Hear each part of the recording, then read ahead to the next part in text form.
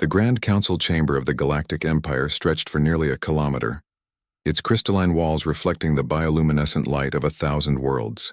Emperor Jar Thun, his 4 eyes gleaming with imperial authority, sat upon the throne of dominion while his war council assembled before him. Today they would witness something unprecedented, the formal declaration of war against the human species.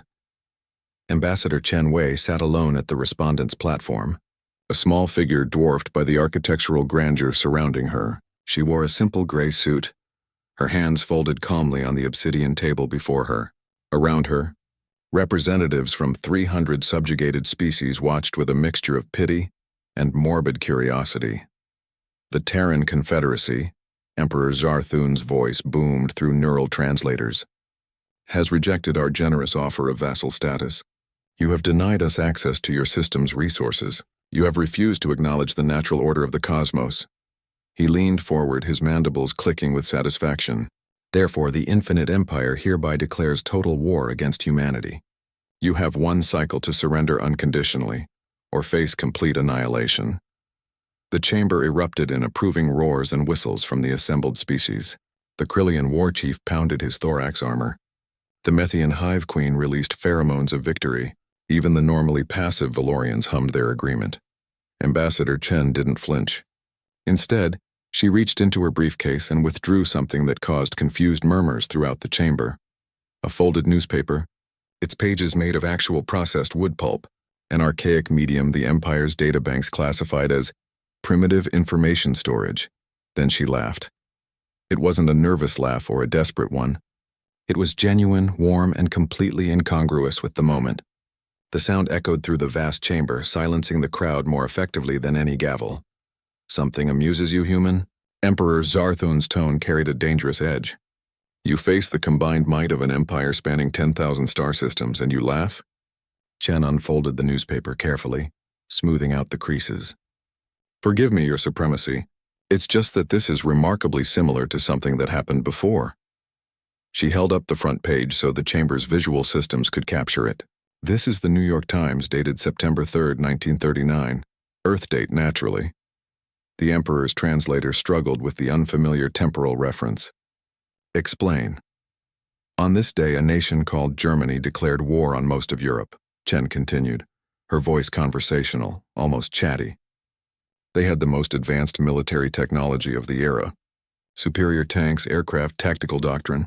They conquered Poland in weeks, France in months. By all logical assessments, they should have won. She paused, turning the page. They didn't. Your point, Ambassador? The Krillian war chief growled. Chen smiled.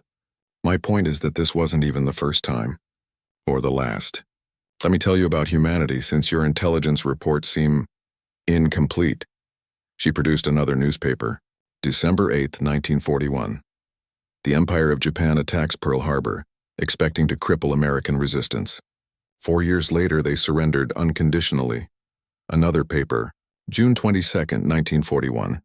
Nazi Germany invades Soviet Russia, expecting victory in months. They lost 27 million people but pushed the Germans all the way back to Berlin. Ancient history, Jar Thun dismissed. Your species was divided then, primitive. Yes, Chen agreed. We were primitive. We fought with chemical propellants and crude nuclear fission. We had barely touched our own moon. She leaned forward. And yet nobody won against us when we decided to fight. Not really. Do you know why? The chamber had gone silent. Even the Emperor seemed intrigued despite himself. Humans don't fight wars like you do, Chen explained. You conquer species who surrender when their fleets are destroyed, when their homeworlds are threatened. You understand war as a mathematical equation, force multipliers, logistics, acceptable losses. But humans? She shook her head. We invented the concept of total war. We created doctrines with names like mutual assured destruction. We have a word, Pyrrhic victory, for winning a war so costly it might as well be defeat. And we fought those wars anyway. She stood, gathering her newspapers. The Soviet Union lost 27 million people and kept fighting. China lost 20 million and never surrendered. When we dropped atomic weapons on Japan, their government wanted to keep fighting until we dropped 2 more. And these were separate nations trying to destroy each other. Now imagine, her voice dropped to almost a whisper, forcing the entire chamber to strain their audio receptors. What we can do when we're united, when all 8 billion of us agree on a single goal, when every human in every colony, on every ship on Earth itself wakes up with one thought. Survival. The Methian hive queen shifted uncomfortably. You would sacrifice billions? If necessary? Chen's expression was serene, in a heartbeat. Do you know what we call it when civilians die in our wars? Collateral damage. A statistic. Because we've learned to accept that war isn't about who's right, it's about who's left. Emperor Jarthun's confidence wavered for the first time in his 3-century reign. You're bluffing. Your people are soft, comfortable. They've never faced a real threat, haven't we? Chen challenged. We've faced extinction from ice ages, plagues ourselves. We've stared into the nuclear abyss and stepped back only because we chose to, not because we couldn't take the leap. She walked toward the exit, then paused.